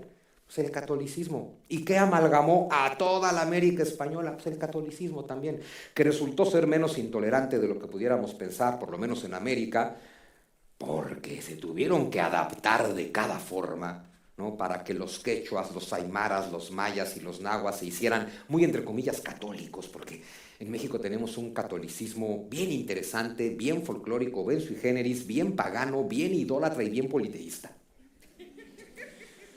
Pero bien guadalupano y bien monoteísta también. Tenemos de todo. O sea, tenemos a Jesús, tenemos a la Virgencita y detrás de cada santo católico sigue habiendo una deidad náhuatl. Tenemos de todo. En nuestra Catedral Metropolitana de la Ciudad de México, que me encanta decirle el templo de todos los dioses, porque de verdad, ahí sigue Quetzalcóatl, ahí está de todo. Esa es la maravilla que tiene América. Es una hispanidad muy folclórica, muy mestiza. Pero bueno, nos unificó la lengua, como nos unificó en su momento la religión. Hoy en día ya no, porque ya no unifica la religión, hoy en día divide bastante. Y sin embargo, todas las costumbres folclóricas más lindas que más apreciamos, todos los hispanoamericanos, tienen que ver con la religión. Todas. Las procesiones, el Día de Muertos.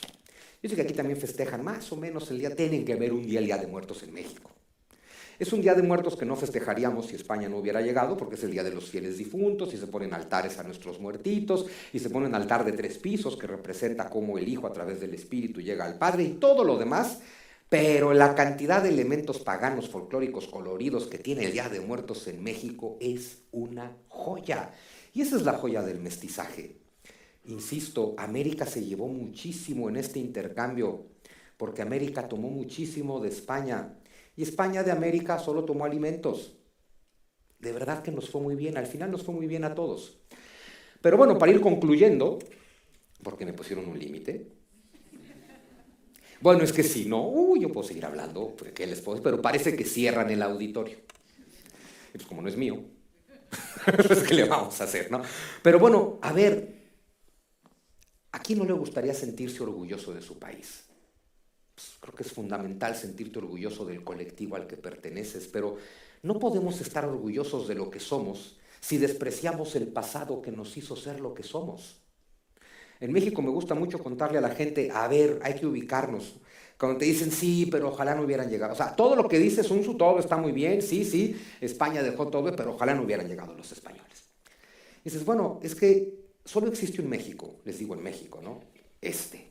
Solo existe un México al que puedes amar. El único que existe. Y el único México que existe, único al que puedes amar y único con el que puedes trabajar para salir adelante, es resultado de que sí pasó todo lo que pasó.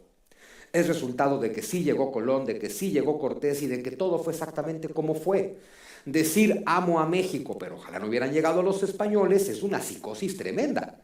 Porque es como decirte, amo al México de mi imaginación. Amo profundamente un producto de mi imaginación. Amo el México que existiría si toda la historia hubiera sido distinta. Es como si yo les dijera, miren, yo, Juan Miguel Zunzunegui, estoy bien orgulloso de mí mismo, estoy bien contento de la persona que soy, nada más me hubiera gustado tener padres diferentes. Y dices, bueno, pues lo mismo pasa, ¿no? Y claro, traído de este lado del océano hay que entender que España se termina de consolidar porque llega a América. Y tampoco se pueden contar una historia que les haga sentir culpa sobre eso. Por eso les quise poner todo lo que se construyó en América. Insisto, si todo hubiera sido perfecto no hubiera caído el imperio, aunque los imperios caen. Y el imperio español cae por muchas razones. Cae por la invasión de Napoleón a España, cae porque los ingleses logran calentarle mucho la cabeza a algunos criollos hispanoamericanos como Francisco de Miranda, Simón Bolívar, Servando Teresa de Mier y demás. Y aún así, seguramente algo no estaba saliendo bien, porque al final hubo gente suficiente dispuesta a decir, se acabó, nos separamos de España. Entendiendo que no son guerras de independencia, lo que hubo en el siglo XIX fue una guerra de secesión, porque no hay colonias independizándose de su metrópoli, hay un imperio fragmentándose en pedazos. Hoy en día eso puede parecer confuso, porque uno de esos pedazos se llamó México, y otro se llamó Perú, y otro Venezuela, y uno de esos pedazos se siguió llamando España. Y entonces hoy podríamos pensar, claro, esa España nos tenía conquistados a todos. No, todo era España y nos separamos. Y también se vale. Se vale que en algún momento digas, bueno, ya estuvo bueno, ya me quiero mandar solo.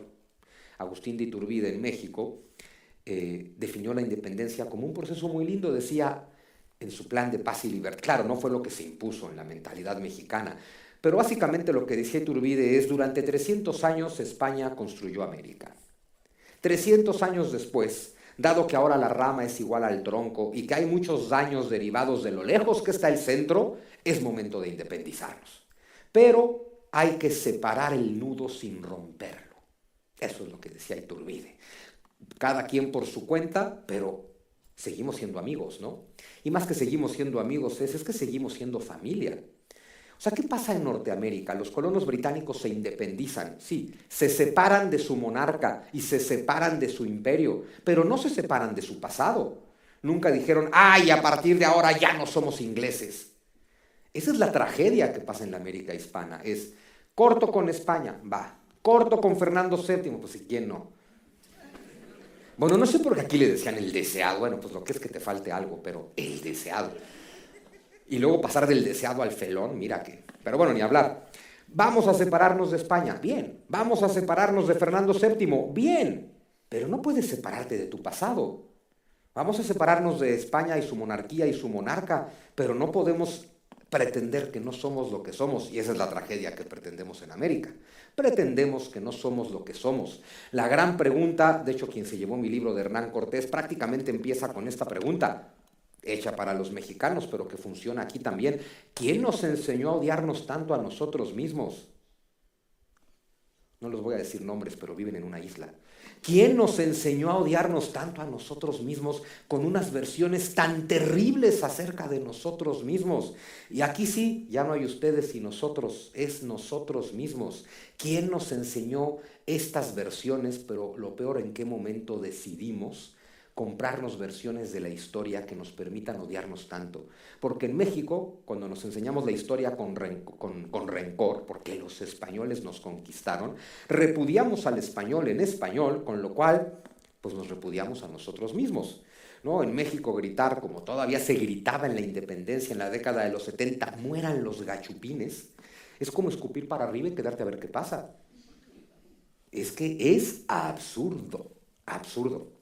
Y claro, el problema es que si en España se compran esa versión de los hechos y se enseña la historia con culpa, nunca debimos ir a América. ¿Cómo se nos ocurrió hacer lo que hicimos? ¡Qué tragedia que hayamos conquistado América! Pues ustedes se odian y nosotros nos odiamos, y aquí está todo el pueblo hispanohablante, porque al final el pueblo lo hace la lengua, y aquí está todo el pueblo hispanohablante odiándose profundamente, sin tener un lugar en la historia y sin saber a dónde vamos. Eso está terrible. ¿Quién nos enseña a odiarnos a nosotros mismos? Porque esa persona o ese grupo de poder, quien establece tu narrativa histórica, tiene poder absoluto sobre ti. El que domina tus emociones es tu amo y señor. Idealmente tendrías que ser tú, por supuesto, pero cuando te compras un discurso de odio contra ti mismo, estás dejando que tu enemigo domine tus emociones. Y si tu enemigo domina tus emociones, te domina por completo a ti.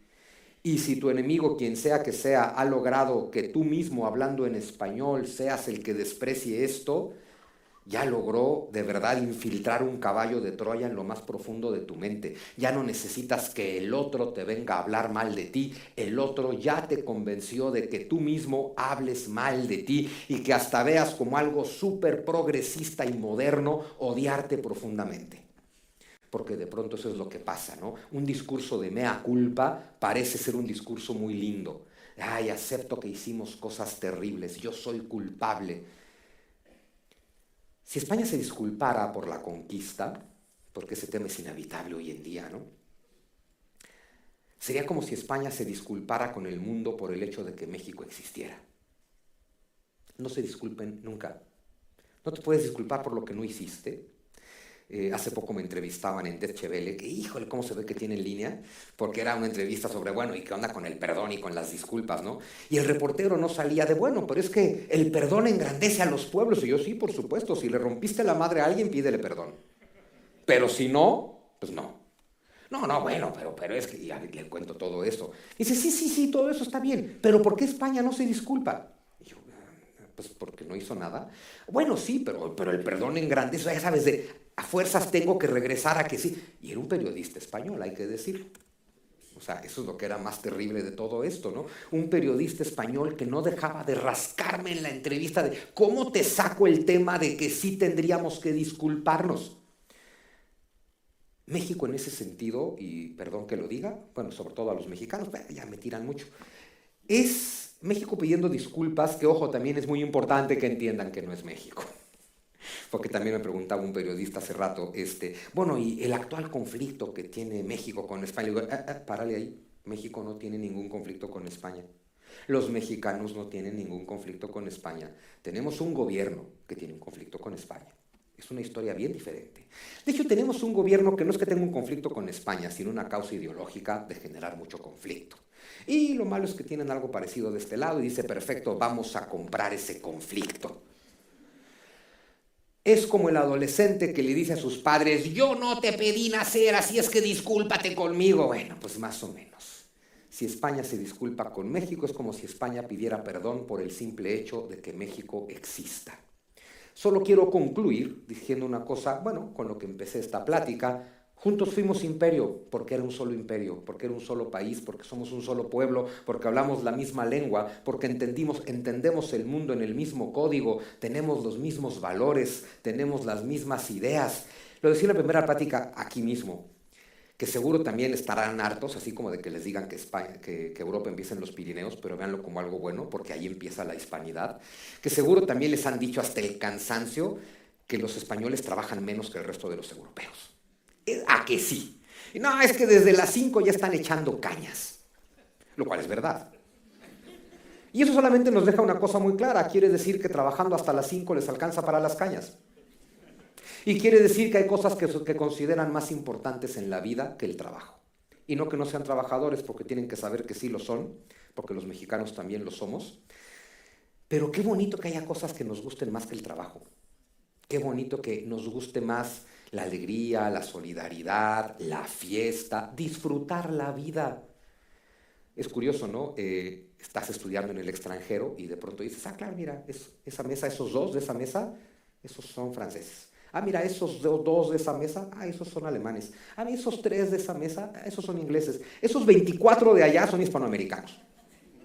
O sea, esos 24 en la misma mesa, gritando y cantando y en pleno jolgorio. Aquí conocen la palabra jolgorio. Qué bueno. Dices, sí, esos son nuestros. Nos gusta disfrutar la vida. Estoy seguro que lo tenemos en la raíz.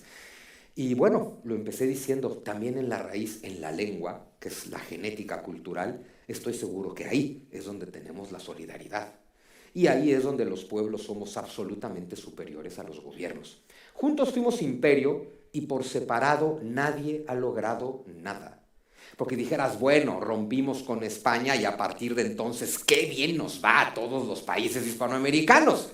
Y dices, pues sí, qué bueno que rompimos con España, se ve que ellos son los que no sabían cómo hacer las cosas. Pero el tema es que a ningún país de la América hispana le ha ido bien después. Y a España tampoco. ¿Nunca se han sentido como que entran por la puerta de atrás a la Unión Europea? Porque en Europa como que así los quieren tratar a veces, ¿no? Como que, bueno, y España. Y claro, porque España está entre dos mundos. Claro que España pertenece a Europa, pero España pues es la madre o el padre de una civilización propia.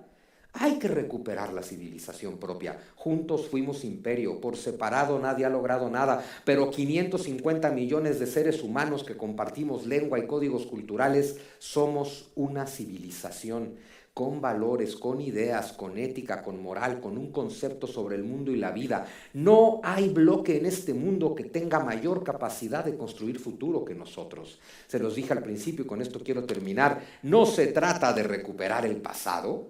Juntos fuimos imperio, el imperio cayó, el imperio es de otras épocas, de otros tiempos. No queremos recuperar el pasado, no queremos Dios, patria y fueros, por piedad, ¿no?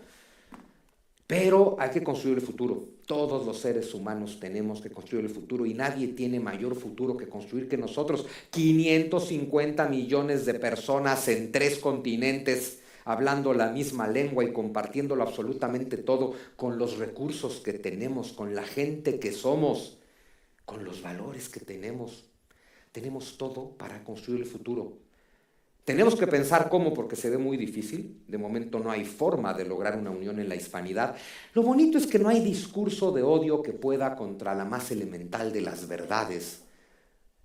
Tu lengua es tu patria es tu lengua y tu lengua es tu pueblo. Es imposible que nos terminen de convencer de que no somos lo mismo. Juntos fuimos imperio en el pasado y en el futuro, juntos, de diferente forma, y tendremos que buscar cómo, claro, a través de integración cultural, económica, política, etc. Es impresionante que un continente chiquito que habla 27 idiomas pueda hacer una unión, ¿no?, europea, a pesar de que en serio no se entienden entre ustedes, y que 20 países que hablamos la misma lengua no podamos entendernos entre nosotros porque nos han convencido de que no somos lo mismo. Sin importar lo que pase, somos y seguiremos siendo un mismo pueblo. Y en el fondo, siempre seremos un mismo país. Empieza en los Pirineos, en la España europea, cruza todo el océano y llega hasta la España americana, porque hay 2 Españas. Como les decía, el padre, España, riega su semilla por toda América y en cada América todo es distinto. En cada rincón de América todo es distinto. Hay un montón de Españas folclóricas, mestizas y llenas de todo tipo de cultura, desperdigadas del otro lado del mundo. Les invito a conocer América y a que volvamos a ser lo que siempre hemos sido, un solo pueblo. Gracias.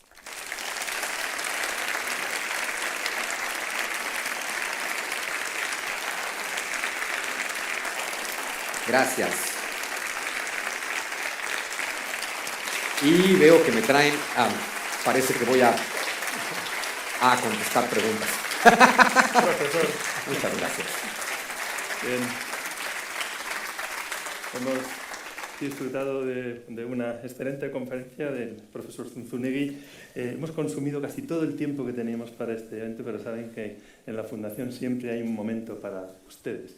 Disponemos de muy poco tiempo, entonces, si está de acuerdo el profesor, vamos a seleccionar las 3 primeras personas que levanten la mano para que formulen esas preguntas perdonen que no veo con el foco de delante, yo tampoco con veo, idea de no extendernos. Hay una ahí enfrente de nosotros levantada. Sí, ya la veo. Ahí hay una, aquí segunda y tercera en este flanco. Ahí, sí, ¿no?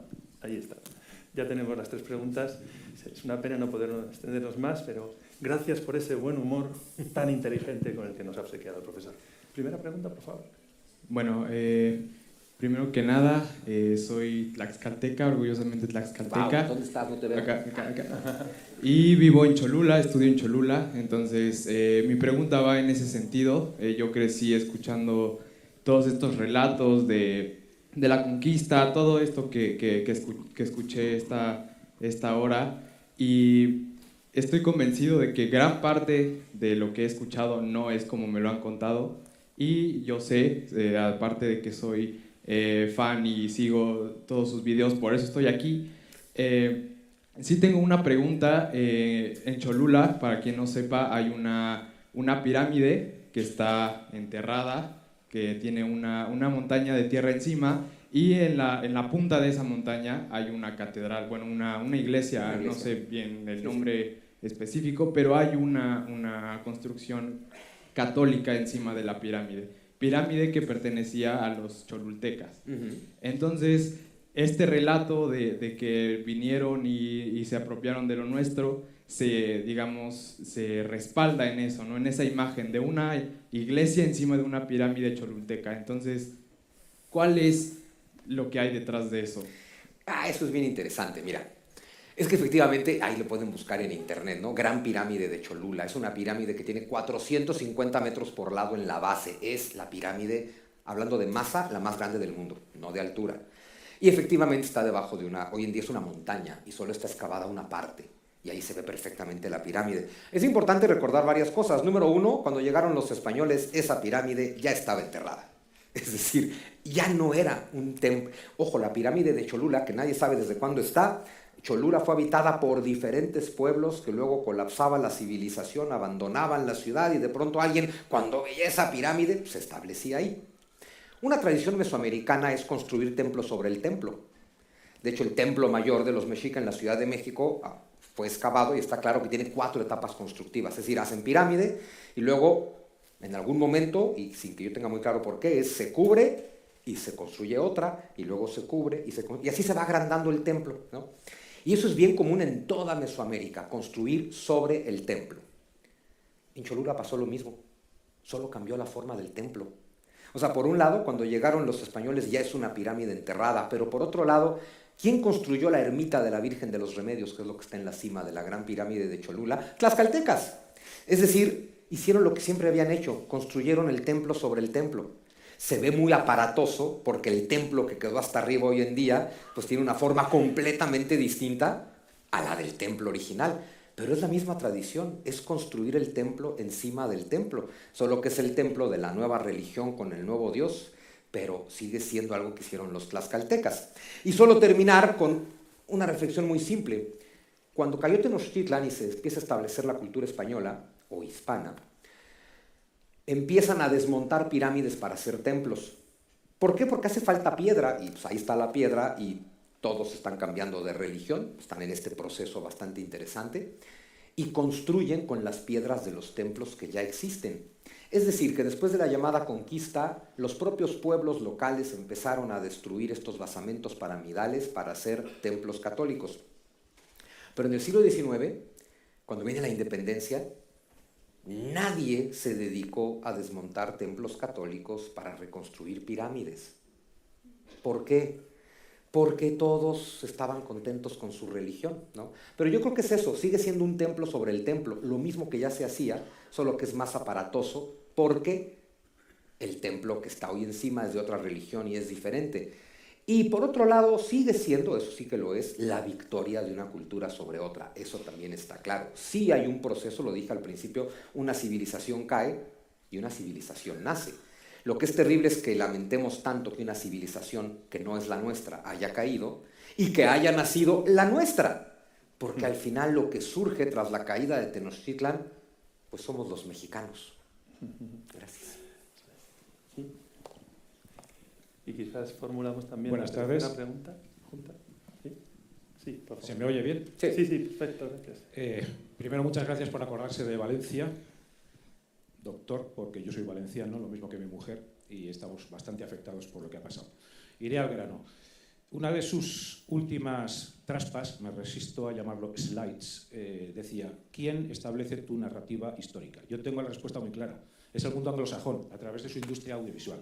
¿A qué atribuye usted que no haya, con un mercado potencial de 600 millones de clientes, una industria en español que cuente nuestra historia en lugar de dejar que nos la cuenten otros? Bueno, que conste que yo dije que vivían en una isla, sí les di la pista. Pero efectivamente, la versión que nos contamos de la historia es una versión anglosajona, que obviamente no es favorable a nosotros. Yo creo que la razón por la que no se desarrolla, la industria cultural lo determina todo. O sea, a través de las películas, de los libros, de los videojuegos, se establece lo que la gente piensa mucho más que con los sistemas educativos. Yo creo que la situación es que, España tiene una gran tradición universitaria, y tal vez nos quedamos mucho con el tema de en las universidades es donde se transmite la cultura.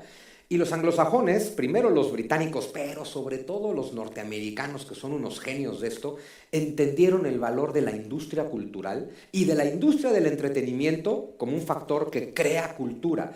Es decir, tal vez en todo el mundo hispano seguimos pensando cosas como que hacer cine, el cine es un arte, entonces es un tema de arte, o es un tema de entretenimiento y te puede o no gustar el entretenimiento. Lo que no hemos asumido en el mundo hispano es que es el entretenimiento más peligroso del mundo. Es que la capacidad de hacer cine y dárselo al mundo es la capacidad de imponer tu narrativa en todo el planeta. Pero claro, tenemos que ver el cine y la industria cultural en general de manera diferente. Tendríamos que entender que no es por hacer cultura y no es por hacer entretenimiento, es por imponer una versión histórica. Y bueno, la respuesta es muy triste porque quiere decir que llevamos por lo menos 100 años sin tener a alguien en cualquier lado del océano Atlántico que sea capaz de ver lo que te acabo de decir. Pero es básicamente eso. Así es que nada, hay que apoyar más a José Luis, ¿no? Para seguir haciendo películas que sí hablen de esto. Y la última, que se haya solicitado aquí. ¿No? ¿Ya? ¿Se arrepintieron? Pues, Ni hablar. Bueno, pues vamos a dar la última opción. Pues sí, si alguien se arrepintió por allá. Usted. Está bien, de los arrepentidos es el reino de los cielos. Sí, pues muchísimas gracias por haber venido. Yo desde luego repito, porque creo que es una maravilla poder disfrutar de una persona como usted, que tiene la posibilidad de hacernos abrir los ojos a muchos. Así es que muchas gracias. Bueno, yo me refería a ese futuro del que usted habla, y claro, dices, ¿y cómo lo hacemos? Yo conozco que hay una comunidad iberoamericana de naciones que, si bien es un organismo político entre los gobiernos, pero bueno, ahí está creado. Esto se creó precisamente en 1992, fue una de las creaciones que en aquella época se hizo, al igual que el Instituto Cervantes, al igual que la Casa de América, etcétera, como pasos a dar en conmemoración del 5º centenario, que efectivamente el señor Luis Portillo nos dijo el 5º centenario del encuentro, ¿no? Así es que me gustaría saber un poco su opinión sobre esto, que de momento, con sus más y sus menos, pues bueno, sigue funcionando, y que cada 2 años hay una reunión de todos los, gobiernos de la comunidad iberoamericana. Muchas gracias. Gracias. Pues mira, creo que, como idea es buena, y seguro en 1992 era una iniciativa con muy buenas intenciones de fomentar una unión entre los países hispanos. Sin embargo, una vez que un organismo queda en manos de políticos, es un organismo en el que no puedes confiar demasiado, porque los políticos cambian. Cambian de ideas, de necesidades, de intereses y lo más importante, llegan al poder diferentes ideologías. Yo creo que el problema de hoy es que no veo a nadie, a ver, pues, ¿quién podría comandar la hispanidad? Pues es que tiene que ser España, México o Colombia, en cuanto a tamaño, número de hablantes, o Perú, desde luego por temas culturales, y Argentina, pues por tamaño del país y número de hablantes, ¿no? Y no veo en ninguno de estos países a nadie con una intención hispanista, ni a nadie tratando de recordarnos que todos somos un mismo pueblo. Lo que sí tenemos hoy en toda la América hispana es a estos líderes populistas de la izquierda revolucionaria del Foro de Sao Paulo, y ahí tenemos que tener mucho cuidado porque lo que nos une y nos hace hermanos, que es la hispanidad, se puede convertir en la principal trampa contra nosotros mismos, porque desde que cayó la Unión Soviética y surge el Foro de Sao Paulo, surgió con una intención muy clara. Cayó la Unión Soviética, pero que no caiga el comunismo. Y la Unión Soviética, a ver si nos vamos más para atrás, tuvo un detalle bien interesante. El comunismo siempre se planteó como un movimiento internacionalista. ¿Sí? Contra las construcciones nacionalistas del siglo XIX, todos somos franceses, todos somos alemanes, todos somos ingleses, todos somos españoles, surge la propuesta marxista que es todos somos proletarios. Que es no te identifiques con tu cuerpo nacional, es decir, no te identifiques con aquel con el que compartes lengua, sino con aquel con el que compartes situación socioeconómica. Lo terrible de ese discurso es que si dejas de ser proletario, dejas de ser pueblo. Dejas de ser pueblo bueno y entonces ya ni siquiera, ya eres parte de los malos, ¿no? Y estos discursos además fragmentan una unidad nacional. El tema es que el internacionalismo marxista fracasó todo el siglo XIX porque a pesar de que suene muy bonito, todos somos proletarios, es mucho más lógico y normal, orgánico, que te sientas hermano de aquel con el que compartes la lengua. Y a pesar de todo el internacionalismo del marxismo, llegó la Primera Guerra Mundial y los ejércitos fueron nacionales. Y ganó el nacionalismo. ¿Por qué triunfó el comunismo durante un tiempo en la Unión Soviética? Porque la Unión Soviética es el nuevo nombre del Imperio Ruso. Y tienes un territorio que va desde Corea hasta Polonia, donde sí todos somos proletarios y esto es bien internacionalista, pero de pura casualidad todos hablamos ruso. Y entonces nos podemos entender. Por eso el comunismo puede funcionar en China, porque es un lugar enorme con 1.500 millones que todos hablan chino. El único otro lugar del mundo que cumple con esta característica es el mundo hispano.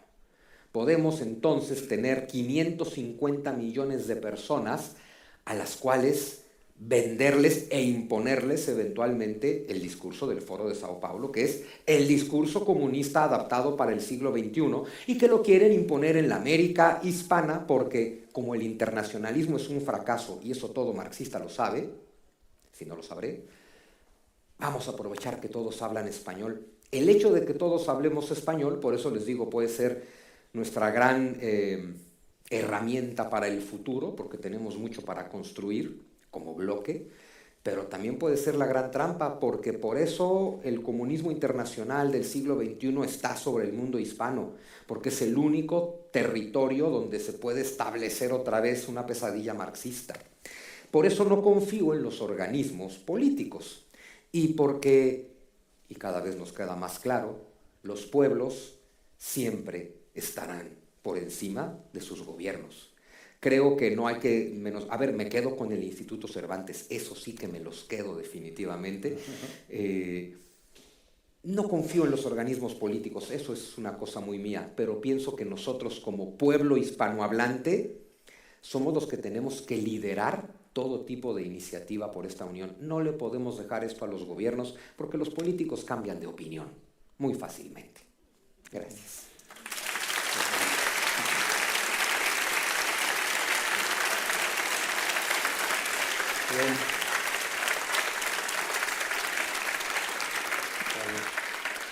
Bien, amigas y amigos, la verdad es que nos quedamos con ese sueño hispanoamericano que nos ha descrito magistralmente el profesor Zunzunegui, ¿no?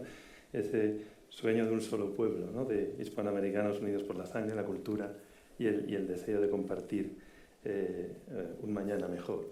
La verdad es que no podemos terminar este encuentro sin mostrar la enorme gratitud, ¿no? La enorme gratitud de la Fundación por las palabras que nos han dirigido, ¿no? Por supuesto, la gratitud a Beatriz y a José Luis y a todos los que formáis parte de esa aventura increíble que es Unidos por la Historia. Gracias a todos ustedes por seguir estas sesiones, tanto aquí como en las salas contiguas. De verdad que sentimos no tener más butacas en este espacio. Hemos tenido que cerrar el aforo y hace mucho tiempo cubriendo todo el espacio de la Fundación. Gracias de verdad por estar aquí, pero sobre todo nuestra gratitud al profesor Zunzunegui. Ha sido un verdadero privilegio compartir con usted esta preciosa sesión sobre nuestro futuro compartido. Y gracias también por acompañarnos en estos días en Madrid. Muchísimas gracias a todos. Gracias. Gracias. Muchas gracias.